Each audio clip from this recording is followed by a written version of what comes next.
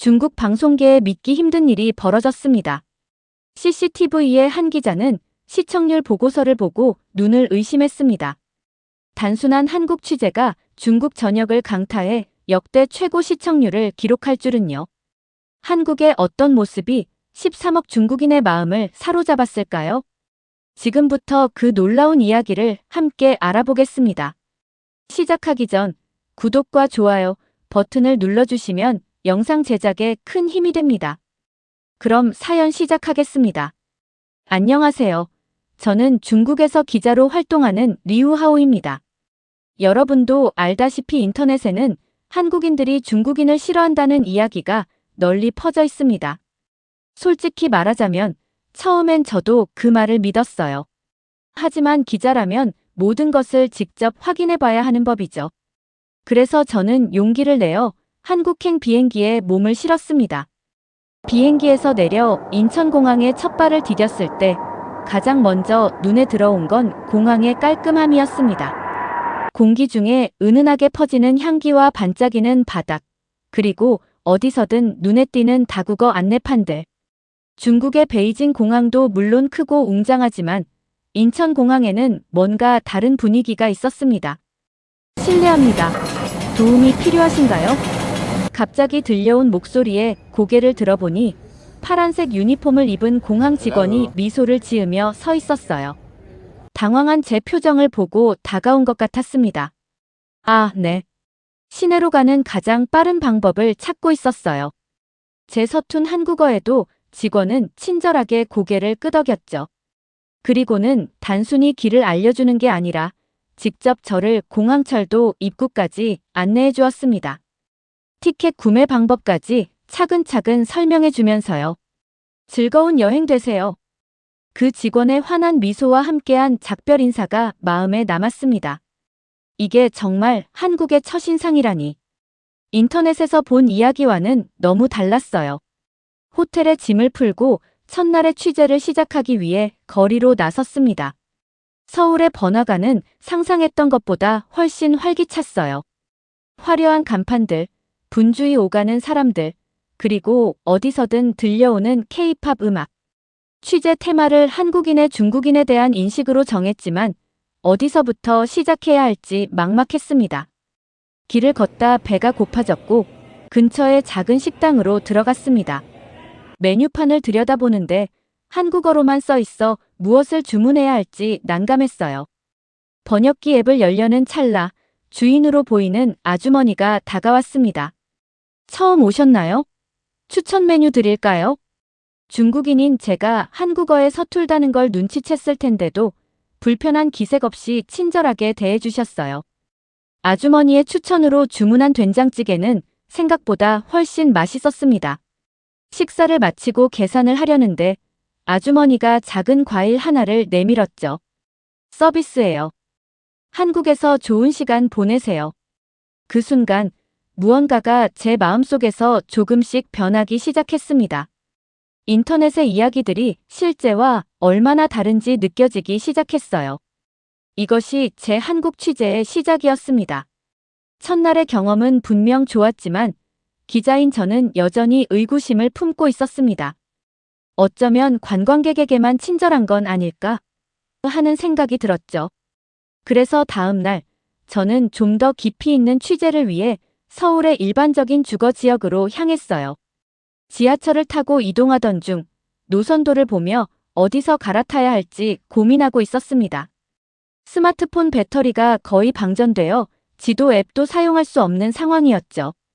그때 옆자리에 앉아있던 대학생처럼 보이는 젊은 남성이 조심스럽게 말을 걸어왔어요. 어디 가시려고요? 도와드릴까요? 처음에는 경계심이 들었습니다. 중국에서는 낯선 사람이 갑자기 말을 걸어오면 대부분 뭔가를 팔거나 요구하는 경우가 많거든요. 하지만 그의 표정에는 순수한 호의만 담겨 있었습니다. 강남역 근처에 있는 주택가를 가보려고 하는데 어떻게 가야 할지 모르겠어요. 제가 목적지를 말하자 그는 빠르게 경로를 설명해 주었습니다. 그런데 놀랍게도 그도 같은 방향으로 간다며 함께 가자고 제안했죠. 처음엔 의아했지만 대화를 나누다 보니 그가 진심으로 돕고 싶어 한다는 걸 알 수 있었어요. 지하철을 갈아타면서 우리는 서로에 대해 이야기를 나눴습니다. 민호라고 자신을 소개한 그는 대학에서 국제관계학을 공부하고 있다고 했죠. 제가 중국인 기자라고 말하자 그의 눈이 반짝였어요. 와, 정말요? 저는 중국 음식에 관심이 많아요. 특히 마라탕을 정말 좋아하죠. 그는 자신이 좋아하는 중국 요리들에 대해 열정적으로 이야기했고 저는 그의 진정성에 놀랐습니다. 마라탕과 꿔바로우에 대한 그의 해박한 지식은 정말 인상적이었어요. 한국인들이 중국인을 싫어한다는 편견이 조금씩 무너지는 순간이었죠. 목적지에 도착하자 민호는 근처 맛집을 몇 군데 추천해 주었습니다. 정말 뜻밖의 친절이었습니다. 그 순간 저는 깨달았어요. 이것이 진정한 한국의 모습이 아닐까? 개인적인 친절과 배려가 넘치는 곳. 인터넷에서 보는 집단적 편견으로 가득 찬 모습은 현실과 얼마나 다른지 말이죠. 취재 3일째, 저는 한국인들의 일상 속으로 더 깊이 들어가기로 했습니다. 강남의 한 카페에서 아침을 시작했죠. 따뜻한 아메리카노와 함께 지금까지의 취재 내용을 정리하며 앞으로의 계획을 세웠습니다. 뉴스 기사보다는 다큐멘터리 형식으로 한국 사람들의 진짜 모습을 담고 싶다는 생각이 들었어요. 노트북을 꺼내 자료를 정리하고 사진도 백업했습니다. 2시간가량 집중해서 작업하다 보니 배가 고파졌고 점심을 먹으러 자리를 떴죠. 신선한 공기를 마시며 거리를 걷던 중 갑자기 등골이 서늘해지는 느낌이 들었어요. 내 가방이 없잖아. 순간 온몸이 굳었습니다. 카메라, 노트북, 여권, 지갑. 모든 것이 담긴 가방을 카페에 두고 온 거였어요. 당황한 마음에 급하게 카페로 뛰어갔지만 이미 30분이 넘게 지난 후였습니다. 솔직히 모든 걸 포기할 준비를 했어요. 중국에서라면 이런 상황에서 물건을 다시 찾을 가능성은 거의 없을 테니까요. 카페에 들어서자마자 직원이 저를 알아보고 환하게 웃었습니다. 아, 가방 찾으러 오셨죠? 여기 있어요. 안에 노트북도 있던데 중요해 보여서 잘 보관했어요. 제 가방이 그대로 있었습니다. 노트북, 카메라, 지갑. 모든 것이 그대로였어요. 안도감과 함께 놀라움이 밀려왔습니다. 정말 감사합니다. 어떻게 이렇게. 말을 제대로 잇지 못하는 저에게 직원은 웃으며 대답했죠. 당연한 일인걸요. 다른 손님이 가방이 있다고 알려주셔서 보관했어요. 당연한 일이라고요? 제게는 전혀 당연하지 않은 경험이었습니다. 가방을 찾은 후 저는 감사의 표시로 무언가 드리고 싶다고 했지만 직원은 손사래를 치며 거절했어요. 그저 다음에도 카페에 와달라는 말만 남겼죠. 가방을 다시 맨 채로 거리를 걷는데 마음이 이상하게 따뜻해졌습니다. 중국 미디어에서는 자주 한국 사회의 부정적인 면만 부각시키곤 하는데 실제로 경험해보니 전혀 다른 모습이었어요. 물론 모든 사회가 그렇듯 좋은 면과 나쁜 면이 공존하겠지만 적어도 제가 경험한 한국은 따뜻함과 배려가 넘치는 곳이었습니다. 한국인들은 남의 물건에 손을 대지 않는다는 말을 들어본 것 같은데 외국에서 잃어버린 가방을 되찾을 확률이 얼마나 될까요? 한국이니깐 정말 가능한 일이 아닐까 하는 생각이 들었어요. 그날 밤 호텔로 돌아오는 길에 생각했습니다. 잃어버린 가방이 돌아온 사건은 단순한 우연이 아니라 한국 사회의 어떤 모습을 보여주는 상징 같았어요. 신뢰와 배려가 바탕이 된 사회. 제가 찾은 진짜 한국의 모습은 이런 것이 아닐까요? 여행 마지막 날, 저는 한국에서의 취재를 마무리하기 위해 전통과 현대가 공존하는 곳을 찾았습니다. 남산타워는 현대적인 서울의 모습과 옛 성곽의 흔적을 동시에 볼 수 있는 곳이라고 했죠. 버스를 타고 가기로 한 저는 정류장에서 기다리고 있었어요. 버스가 도착하자 저는 운전기사님께 목적지를 물어보려 했습니다. 하지만 한국어가 서툴러 스마트폰의 번역기를 사용했죠. 기사님은 번역기 화면을 보시더니 웃으며 물었습니다. 중국에서 오셨어요? 관광 오셨나요? 제가 고개를 끄덕이자 기사님은 천천히 제가 이해할 수 있도록 쉬운 한국어로 말씀해 주셨어요. 남산타워까지 가는 방법을 자세히 설명해 주셨고, 심지어 어디서 내려야 하는지도 알려주셨습니다. 그런데 더 놀라운 일이 일어났죠. 목적지에 가까워질 때쯤 기사님이 작은 비닐봉지를 건네주셨습니다. 밤에 산에 올라가면 추울 텐데 이거 드세요. 봉지 안에는 사탕 2개와 작은 초콜릿이 들어있었어요. 너무나 뜻밖의 선물에 어떻게 감사의 말을 전해야 할지 몰랐습니다.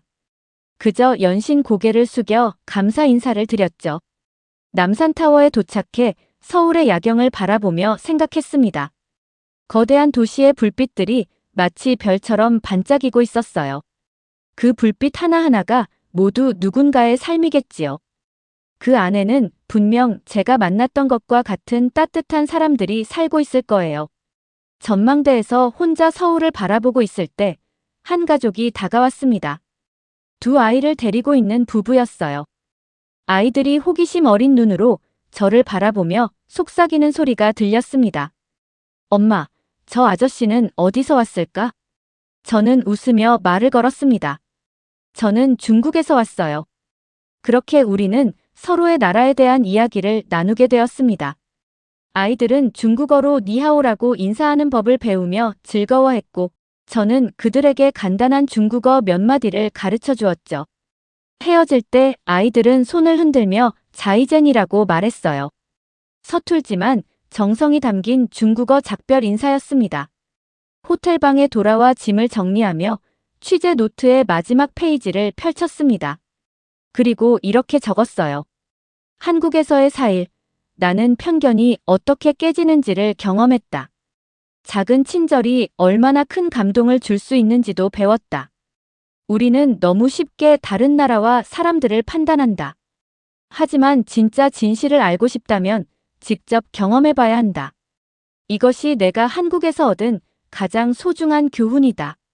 중국으로 돌아오는 비행기 안에서 저는 지난 4일간의 경험을 정리해보았습니다. 창밖으로 펼쳐진 구름바다를 바라보며 생각에 잠겼죠. 한국에서 만난 사람들의 얼굴이 하나둘씩 떠올랐습니다. 공항 직원, 민호, 카페 직원, 할아버지, 버스 기사님. 그들 모두 제게 특별한 기억을 남겨주었어요. 다음 날 아침 사무실에 도착하자 동료들이 호기심 어린 눈으로 물었습니다. 어때? 한국인들 정말 우리를 싫어하던. 제가 경험한 이야기를 전하자 대부분은 의아해했습니다. 몇몇은 제가 운이 좋았을 뿐이라고 했고, 또 다른 이들은 한국인들이 단지 표면적으로만 친절했을 거라고 말했죠. 이해할 만한 반응이었습니다. 저도 출발 전에는 그런 생각을 갖고 있었으니까요. 편집장과의 미팅에서 취재 내용을 발표했습니다. 한국에서 경험한 다양한 친절과 배려, 그리고 그 과정에서 깨달은 점들을 솔직하게 전했어요. 그래서 내 기사의 주제는 뭐가 될 거지? 편집장이 물었습니다. 잠시 생각한 후에 대답했습니다. 편견을 넘어 진짜 한국을 만나다. 편집장은 미간을 찌푸렸어요. 그건 우리가 원하는 방향이 아니야. 독자들은 갈등과 문제에 더 관심이 있어. 그 말에 마음이 무거워졌지만 저는 굳게 결심했습니다. 진실을 그대로 전하는 것이 기자로서의 의무라고 생각했거든요. 결국 제 주장을 관철시켰고 한국에서의 경험을 바탕으로 한 기사를 작성하기 시작했습니다. 기사가 출판되자 예상치 못한 반응이 쏟아졌습니다. 처음에는 회의적인 댓글들이 많았어요. 협찬받은 기사 아니냐, 정말 한국인들이 그렇게 친절해? 같은 반응이었죠. 하지만 점차 다른 종류의 댓글들이 올라오기 시작했습니다. 저도 지난달 한국 여행을 다녀왔는데 비슷한 경험을 했어요. 이 기사를 읽고 한국에 대한 생각이 바뀌었습니다. 기사가 화제가 되면서 방송국에서 인터뷰 요청이 왔습니다. 생방송 프로그램에서 한국 경험을 이야기하게 된 거죠. 리우하오 씨, 당신이 경험한 한국은 우리가 흔히 미디어에서 보는 것과 다른 것 같습니다. 가장 인상 깊었던 순간은 무엇인가요? 카메라를 마주하며 대답했습니다. 버스 기사님이 주신 사탕 2개였습니다. 그건 단지 사탕이 아니라 낯선 이에 대한 따뜻한 배려였어요. 그 순간 저는 깨달았습니다. 우리가 미디어를 통해 보는 모습과 실제 사람들의 모습은 얼마나 다른지를요. 한국에서의 경험 이후 6개월이 지난 어느 날 뜻밖의 이메일을 받았습니다. 남산타워에서 만났던 그 가족이었어요. 아이들이 중국어를 배우기 시작했다며 베이징을 방문할 계획이라는 내용이었습니다. 가능하다면 만나고 싶다고 했죠. 가족이 베이징에 도착했을 때 저는 공항으로 직접 마중 나갔습니다. 6개월 전 만났던 아이들은 이제 서툴지만 중국어로 인사할 수 있게 되어 있었죠. 그들과 함께 베이징의 명소들을 돌아보며 저는 한국에서 받았던 친절을 조금이나마 돌려주는 기분이었습니다. 이 경험을 계기로 저는 새로운 프로젝트를 시작했습니다. 경계를 넘어 사람을 만나다라는 제목의 다큐멘터리 시리즈였어요. 한국뿐만 아니라 여러 나라에서 경험한 진솔한 만남과 교류를 담는 내용이었죠. 버스 기사님이 주셨던 사탕 포장지를 지금도 가끔 꺼내봅니다. 그것은 제게 단순한 추억이 아니라 삶의 중요한 교훈을 상징하는 물건이 되었으니까요. 다큐멘터리 시리즈 경계를 넘어 사람을 만나다는 예상보다 훨씬 큰 반향을 일으켰습니다. 처음에는 소규모 프로젝트로 시작했지만 시청자들의 호응이 커지면서 주요 방송 시간대에 편성되는 프로그램으로 발전했죠. 특히 한국편이 가장 많은 사랑을 받았습니다. 방송이 나간 후 저에게 뜻밖의 연락이 왔어요. 한국의 한 방송국에서 제 다큐멘터리를 보고 협업을 제안한 것입니다.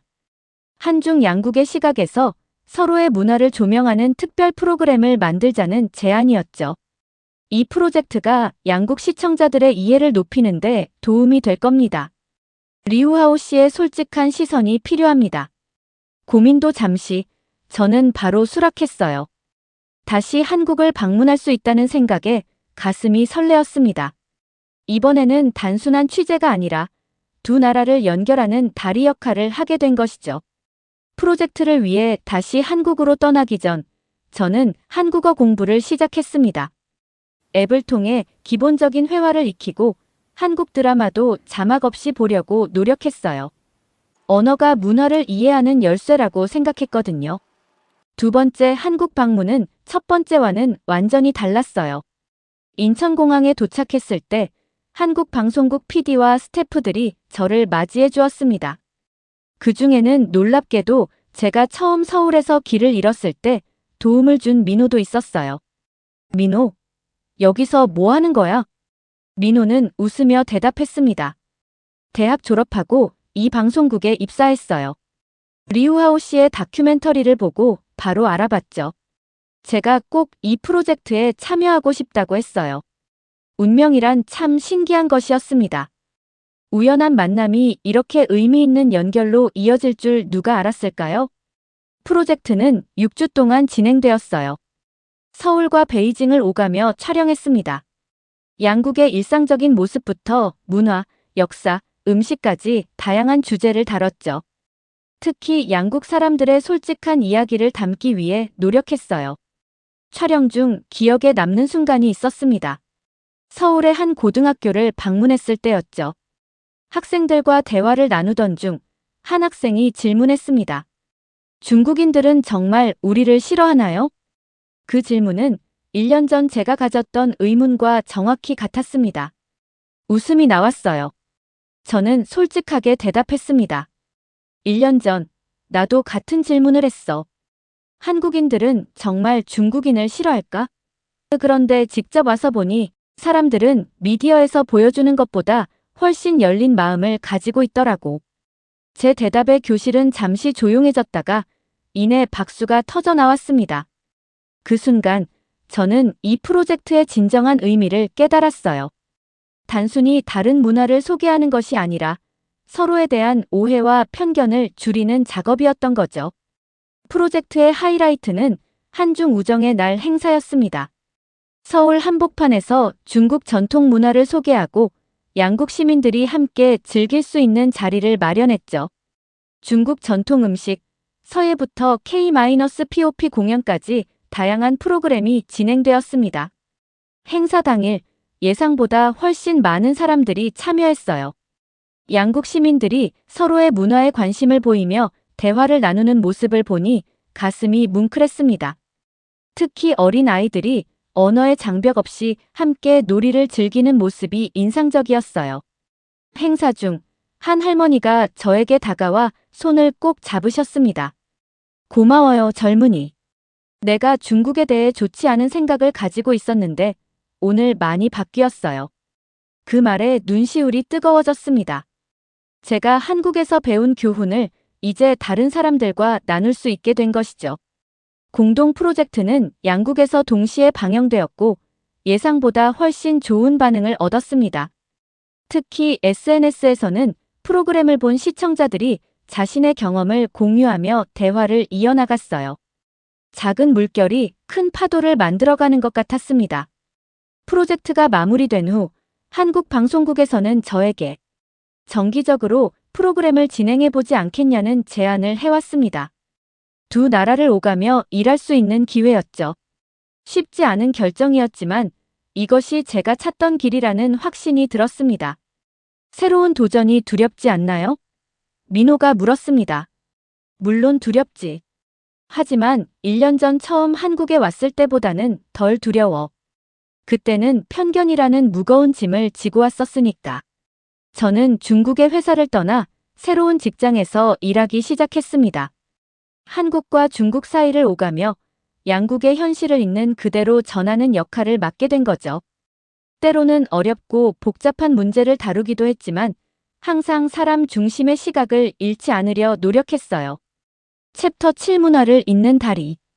프로그램이 인기를 얻으면서 저는 양국을 오가는 생활에 점점 익숙해져 갔습니다. 서울에 작은 오피스텔을 마련했고 한국어 실력도 날로 향상되었죠. 이제는 통역 없이도 인터뷰를 진행할 수 있게 되었습니다. 하지만 모든 것이 순탄했던 것은 아니에요. 어느 날 한중 관계가 갑자기 경색되는 일이 벌어졌습니다. 정치적 문제로 양국 사이에 긴장이 높아졌고 미디어에서는 서로를 비난하는 목소리가 커졌죠. 제 프로그램을 향한 비판도 나타났습니다. 이런 시기에 상대국에 대해 좋은 이미지만 보여주는 것은 문제가 있다.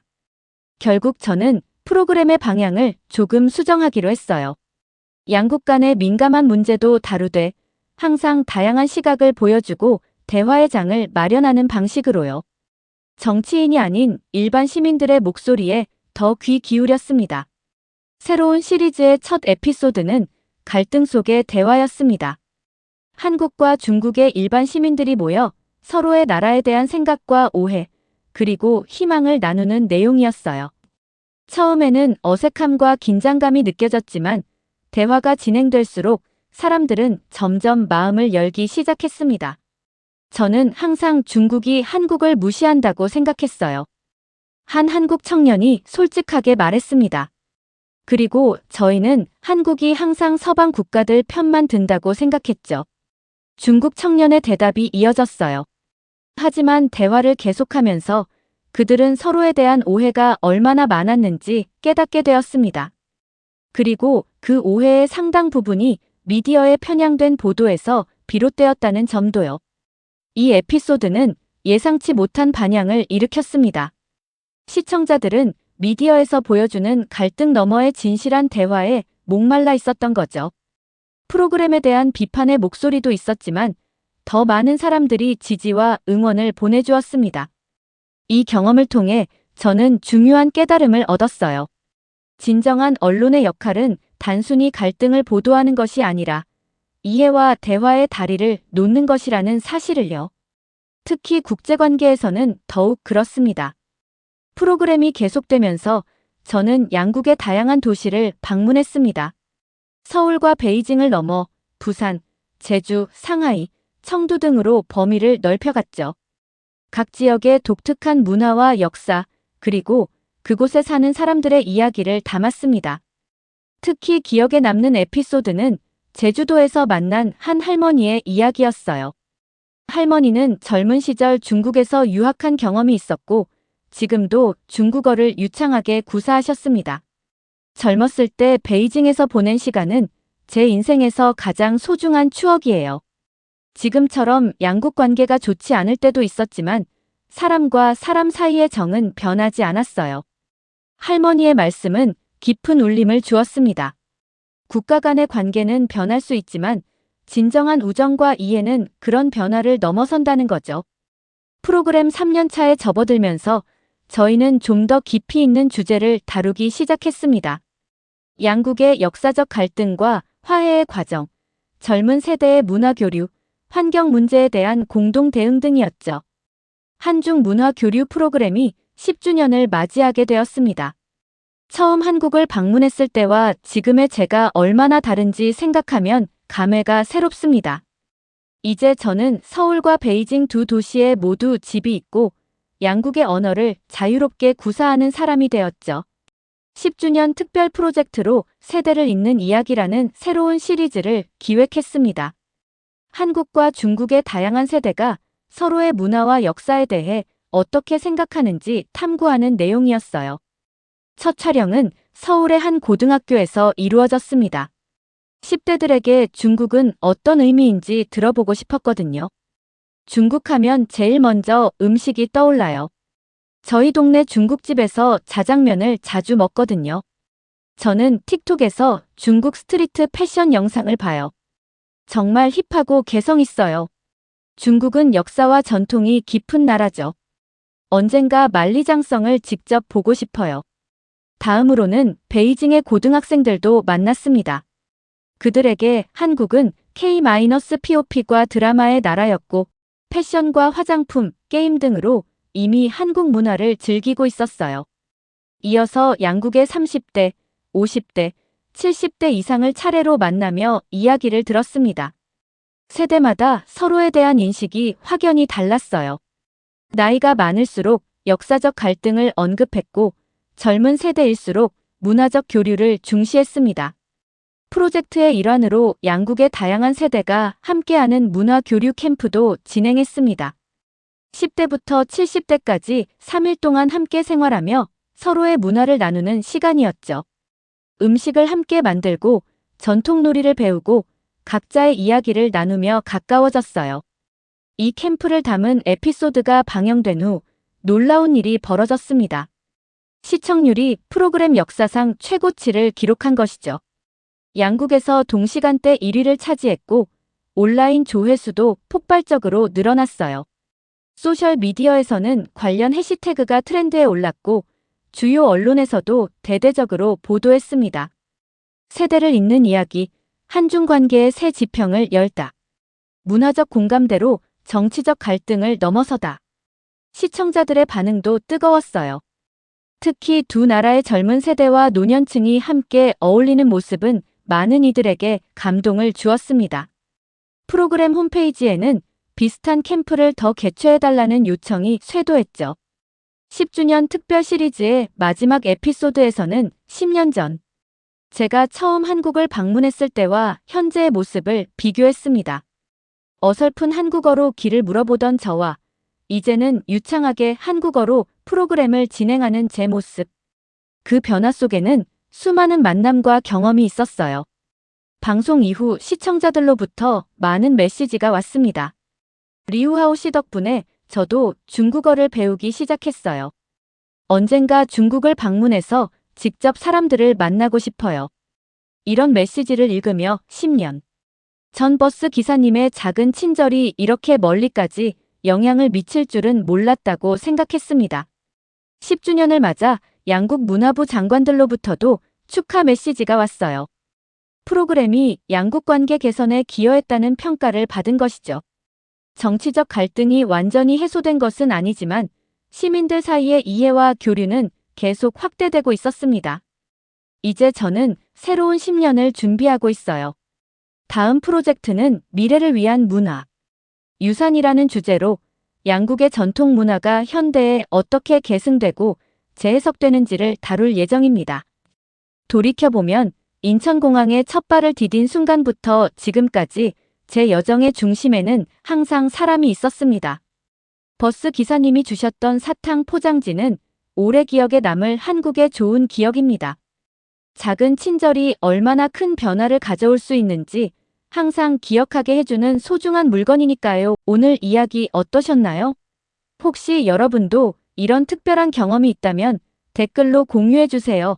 재미있게 보셨다면 구독과 좋아요로 응원해주세요.